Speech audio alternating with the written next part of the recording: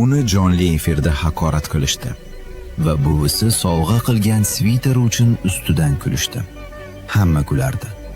U esa hech narsa demadi. Jim qoldi. Ichidan qattiq larzaga tushdi. Bu lahza uning hayotida chuqur iz qoldirdi.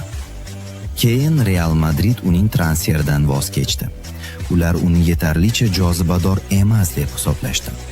Klub buning o'rniga David Beckhamni tanladi. Futbol tarixidagi eng kelishgan futbolchilardan biri sifatida tanilgan yulduzni. Ronaldinho esa ular nazarida yetarlicha galaktik emas edi. U klubning marketing qiyofasiga mos kelmasdi va go'yoki futbolka ham sota olmasdi. Hech bo'lmasa klub shunday deb o'ylagan. Ammo ular juda katta xato qilish arafasida edi. U Paris Saint-Germainda o'ynagan paytda ko'pchilik uni faqat fokus ko'rsatadi.